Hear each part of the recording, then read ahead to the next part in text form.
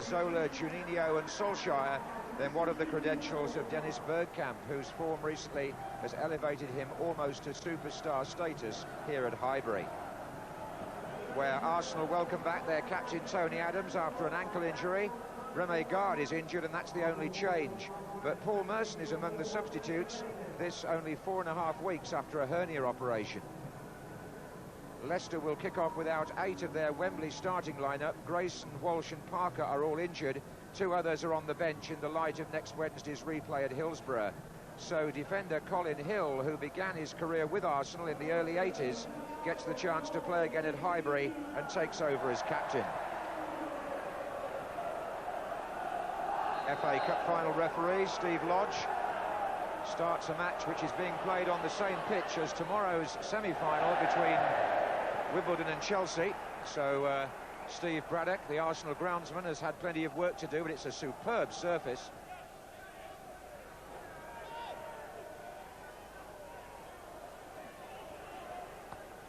Dixon to Bergkamp. There are 4 lined up in the area for Arsenal. Bold is still there. He's been there for quite some time. Here he is now. Winterburn needed to win that, and now continues his run. Spirited play by Arsenal down the left. 2 defenders involved, or nominally defenders. Here's Bold again. And Vieira switches it now to Keown on the other side. Ian Wright coming in from the far side of the area. This is Dixon. And Wright's there. Well, he's just 7 behind Cliff Bastin's record now, Ian Wright, with 171 Arsenal goals, and he nearly chalked up another one here. A lovely cross by Lee Dixon, and goalkeeper across to cover the post from Wright's header.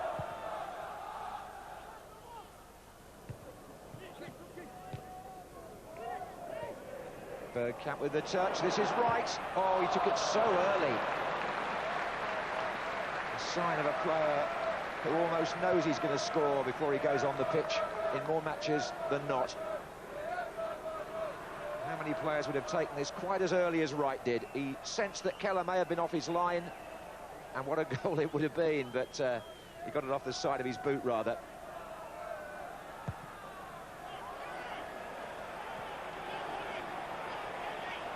And Arsenal, oh, good tackle by Lennon to stop Hughes, but the danger's not over yet. This is David Platt. Watts with the challenge, and then away by Guppy. And a slight misjudgment by Adams as Leicester get the ball. Lawrence keeps it in. Marshall in the middle. Support coming in from Taylor, and on this side Guppy. But Winterburn has got the ball out and away, and Arsenal feed Adams into the attack again, and he finds Bergkamp. Dixon's made an inspired run from right back into the heart of the penalty area, emphasising again how fluid they are under Arsene Wenger. The goal coming after 35 minutes, but Adams and Lee Dixon were in the penalty area then to meet Bergkamp's cross. Adams it was at the far post who scored. Captain's contribution will have really pleased the coach.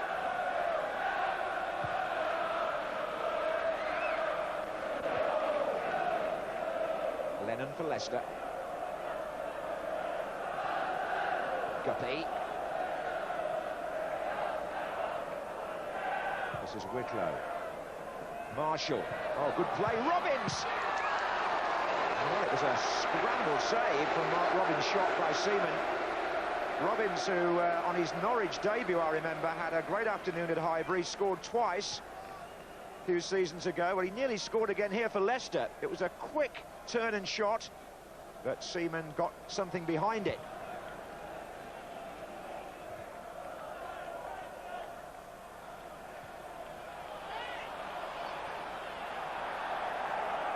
It's a good battle between Winterburn and Lawrence, it really is.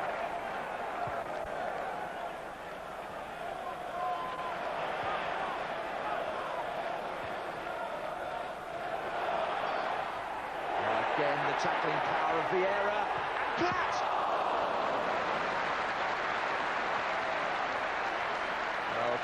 Casey Keller was able to get down to his right there. The ball that Vieira won, sheer strength. And just enough, really, of a sighting from flat shot for the goalkeeper. Flat to Hughes, whose turn there gives Arsenal the chance to reconsider their forward runs. This is Dixon.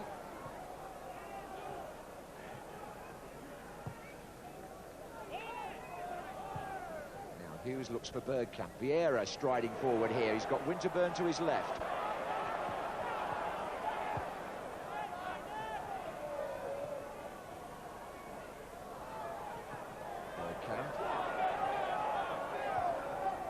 Platt with the return ball. Was Bergkamp blocked by Hill?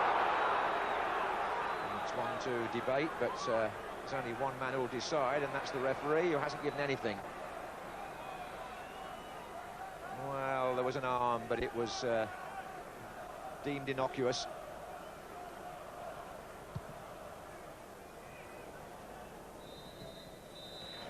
Well, a half in which Arsenal's inventiveness eventually overcame Leicester's resilience. Tony Adams, up from the back in open play, scored the goal with a header from an excellent cross by Dennis Bergkamp, who continued his current mercurial form. 1-0 to the team still in the championship picture at half-time.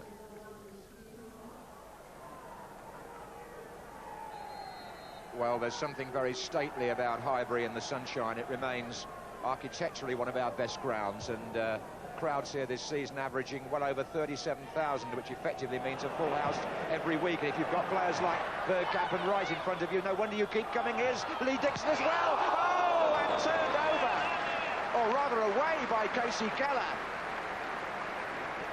And that's why they keep coming to be entertained. In the opening seconds of the half, the right fullback in the striking position.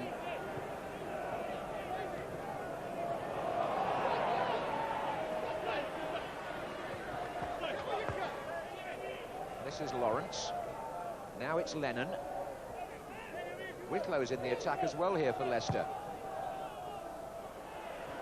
They might have to backpedal a bit now. It's Bold. Waiting for the runners. Oh, good ball, Ian Wright. Oh, look at this. Keller doesn't know quite whether to come or not. He didn't have to, because Wright chipped it over the bar. But such an exciting move by Arsenal. And Steve Bold here is the instigator. It's a lovely slide rule pass, and Wright just scooting past the last defender. Keller began to come, went back, probably made the right decision.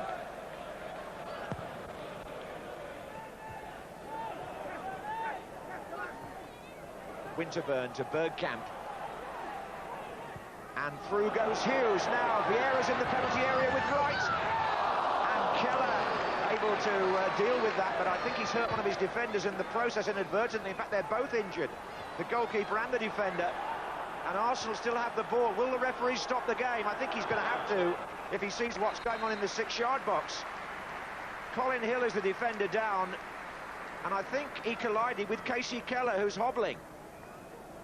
Well, it was a lovely move by Arsenal. The cross is from Stephen Hughes, and Keller comes with his fingers there, and he collides with Colin Hill. It's Hill who's come off worse here, I think. Keller has gone back onto his line, but Hill is going off on a stretcher.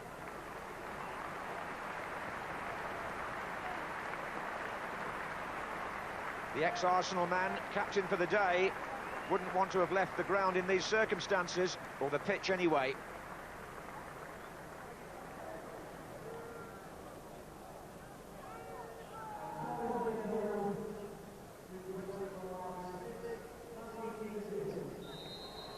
And it may well be that the defence will, well, it'll have to be reshuffled. It may well be that without Hill, we'll see if they revert to a flat back four or whether they occupy one of the midfield players in there. Anyway, here's Lawrence. Double change then by Martin O'Neill. One of them forced.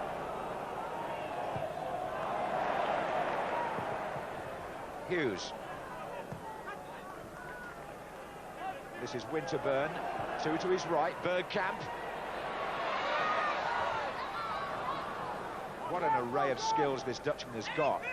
He's turning on an exhibition today that's just worth the admission money almost on its own. This is Platt.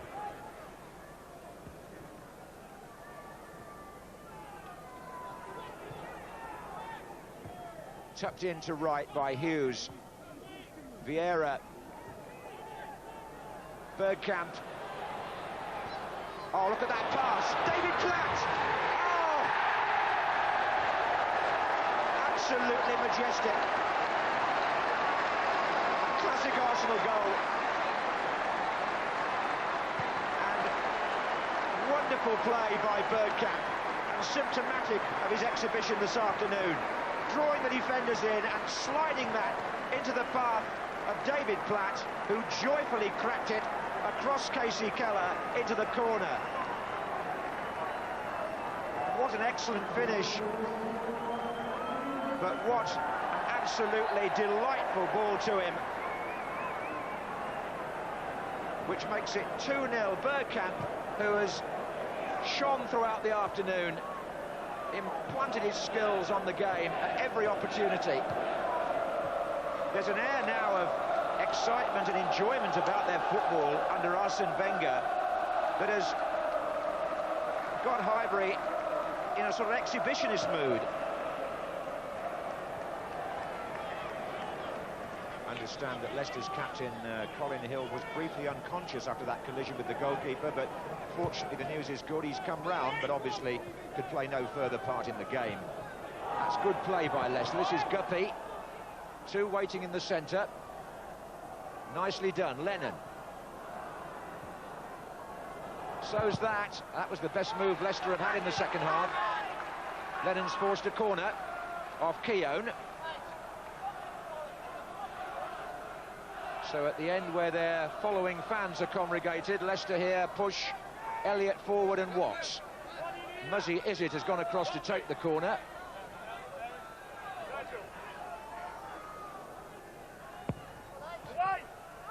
Oh, and the header there, Seaman against the post somehow. Elliott, I think it was who had the header, and I'm not quite sure how the England goalkeeper kept that out.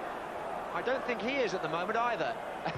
There's the cross again, that's behind, but this is the nearest Leicester have come to scoring, and Elliott was at the heart of that.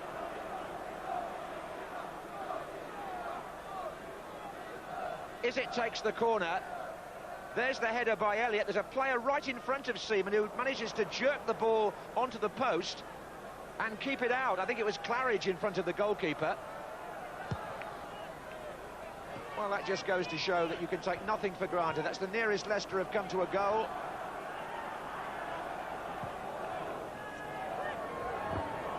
Wicklow found his way blocked. Now Bergkamp has just come back on the pitch, having attended to his footwear, and I don't think Leicester knew he was back. And there's the pass, and look who's there! It was Tony Adams. Unless I'm mistaken, and you often have to look twice these days to make sure it is Adams. But there was no doubt about it. And Leicester were fooled really by Bergkamp. Quite reasonably, the referee waved him on, and he was onside when he made that possible. Adams charged up the pitch. Now Ian Wright's doing the same. And he's fallen over Watts. David Platt hammers it back because Keller was out of goal. Well, it's very eventful here at Highbury, and Tony Adams, well, I was going to say he's a changed man. He might not quite appreciate that choice of words, but maybe he would, because I mean, in a football sense, he gets into positions that once upon a time would have been deemed most unlikely. Here's Izzet. Claridge. And Lennon's coming in here for Leicester, and he wasn't offside. But it won't matter because it's 5 wins out of 6 for Arsenal with 5 clean sheets. David Platt scored a conclusive and cultured second goal following a compelling pass and performance by Dennis Bergkamp, which really made the difference. Leicester, with Adams having scored the first goal, did resist as long as they could and as much as they could, but Arsenal were at times in transcendent form here, stringing their game together so well, keeping up the challenge on Manchester United with Liverpool playing tomorrow, and Leicester, meantime, turn their attention to the Coca-Cola Cup replay next Wednesday. It's Arsenal 2, Leicester 0, and a thoroughly entertaining afternoon at Highbury. Arsene Wenger, you've obviously enjoyed your first year in English football. I must say, you've changed the way Arsenal play to an extent. I don't know, because I didn't see many games of the years before, but I just try to make the team play the way I see football, and I think they enjoy it. And most important is that they enjoy it and give fun to the supporters, to our fans, and that they love it. And do you feel you've still got a good chance of winning the championship? Well, all we can do is win our games and hope that the other teams will drop some points. I don't know if it will happen, but then we know we did everything we could. Wednesday night's replay at Hillsborough against Middlesbrough. How big a game is that in the widest context of Leicester City's season and history? Oh, absolutely massive, massive, John. There's no doubt about it. I mean, if you win the game, you ask Brian Robson, he was a couple of minutes away from winning it on last Sunday. That if you win that game, not only do you win a competition where there's only 3 major things you can go for if you're in the Premiership. That's if you're not involved in Europe. You can go for the Premiership, you can go for the FA Cup with the Coca-Cola. Not only is it one of the major competitions, also a passport to Europe this season. So it's major, really major. Well, that's how the top of the table looks. Arsenal still very much in contention. Liverpool play at Sunderland tomorrow. Well, Trevor, people are saying Arsenal are exciting, and indeed they seem to be now, and they're playing differently. How differently? What's changed for you? Well, I must say I enjoyed watching them, and I think the biggest thing is the players are enjoying themselves, and that's shown in their football. And when you're playing well, you know, everyone wants the ball, but more than anything, they're building up from the back well. I mean, you know, Keown, Bold and Adams weren't renowned for their distribution, but they all look happy and confident to receive the possession. And in front of them, we've got Patrick Vieira, who I think, personally, is one of the very best of the foreign signings. I mean, he's been superb, a major influence on their performance. And I think, you know, it's his tackles more, his distribution is good, but he goes into the ball in those situations, and this shouldn't be his. Gets up quickly and tries to find Ian Wright, and it's intercepted. But there was countless examples of that, you know, throughout the 90 minutes where he won the possession and then quickly delivered it to somebody else. And here David Platt is released, hits a shot on target, and he does the job so effectively at both ends of the pitch. The distribution, I mean, Tony Adams has picked the ball up from Ian Wright there. Normally, I think he'd have been trotting back to the halfway line, but now he is encouraged, if you get that far, carry on into the penalty area. So he's picking up a situation beyond the far post and is courageous and dives in, and that is an important first goal. Then, of course, Steve Bould, I mean, at this stage, he would again have knocked it and think his job's done. He's bringing it out, and look, holds it up, perfectly weighted to Ian Wright, who does everything correct at this situation, and then tries to chip the goalkeeper on his goal line. So he should have scored there, but it was exciting play, and they are a 2-0 scoreline, but they were good to watch. Yeah. Alan said only a few weeks ago you thought that Dennis Bergkamp was the best player in the league. Do you still stand by that? Yeah, for talent and ability, definitely. Right, and today, Trevor, he had another super day, didn't he? Well, I think in a couple of years he's been here, he is now in the best form I've seen him in. He's totally confident and really trying things and linking play superbly. And today he was in his creative mould as opposed to perhaps scoring. I mean, here he's pushed a bit wide by Tony Adams. He has a quick look round, I've got the time to turn. And this is a classic example. You don't have to beat the defender. Watts is backpedaling a little bit. It's just half a yard. Great pace on the cross and no way for the defence to cover. And again here, he knows where to spin and turn. Sharp acceleration over 2 yards, perfectly weighted ball into Ian Wright, who then Lee Dixon, both fullbacks get forward well, and that was a good save from Casey Keller at the start of the second half. Here, I mean, he's not got the greatest of left foot, but if you've got a revolving right ankle, that does help. But here, I mean, I think Watts is a bit unlucky because he just get the toe end of the ball. But, you know, Bergkamp was twisting and turning and really relaxed in possession. And again here, he waits the opportunity, waits the ball perfectly, David Platt. Good to see him in the 18-yard box on several occasions today. And it was a good all-round performance. I think they could win all the remaining 4 games. Whether that will be enough, I don't think it will with Manchester United. But I think they could win all 4. The only worry about Arsenal, Alan, was that they lost a few at home, which in the old days, under George Graham, perhaps they would have been tighter and perhaps not lost. Yeah, that probably could cost them. I think that it's credit to the players the way they've adapted. If you've played a certain system for a long, long time, it's very difficult if a new manager comes in and says, right, boys, we're going to play this way. And I think the players have adapted really well. But as far as the Championship is concerned, I think the form against Liverpool and Manchester United will eventually cost them because They've been beaten home and away by both Manchester United and Liverpool. No points out of 12. If they had a couple of wins, then they'd be top now. Right. We'll see what happens. Well, now to the day's big relegation scrap. South. Maradona, the next day you cried. I remember with the Ajax shoot that we wanted to be Glenn Hoddle for a long period, because the way he controlled it with his right foot and passed it with his left foot, that was something we liked to do in the training ground.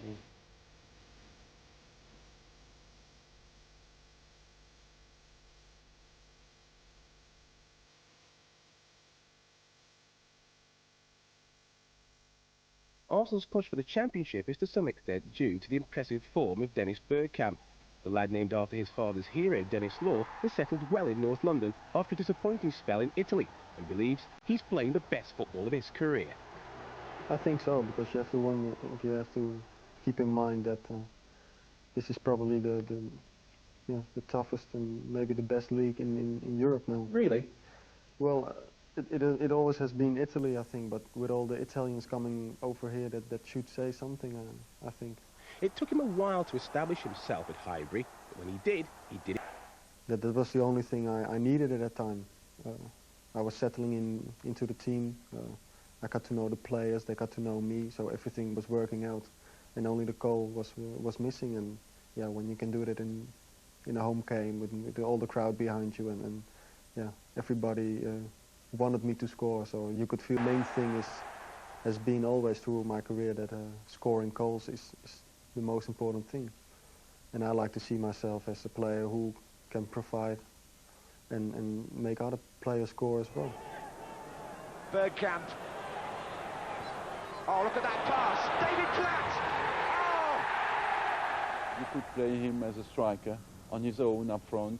You could play him as a midfielder. You could even play maybe on the wide side, on the right or on the left side. So he's the player who has different aspects of offensive sides. He's a finisher. He's a good passer. Can dribble. So it's very difficult to say he's this, because he has all the aspects you need to be afraid for the opponent. In addition to Bergkamp's many attributes, he's developed an amazing partnership with Ian Wright, both on and off the field, it seems. Well, we room together, and that I always think that's quite important, because me and Mark Wright used to room together. And you know, in respects of like the way he is, he's very cool and calm, and he's quite mischievous as well. People don't know that, but like you know, he's very professional, man. Training, playing. You know, I really do look forward to training with him. Most defences in the world have found Dennis to be a bit of a menace, but his time with Inter Milan provided him with his stiffest challenge and a very different philosophy. There should be more changes and more thinking about winning games, because that's what I had in myself, winning games from the Ajax youth. From now I played for 12 years there. You won every game you want to win, and then it's different and difficult when you go into a game where your teammates say, well, a draw would be nice. I didn't have that mentality, and I want to change that. Despite the Dutch disappointment during Euro '96, Dennis has proved himself to be more than a menace for the home nations. But his spell in England suggests the Dutch do have something to learn from the British game.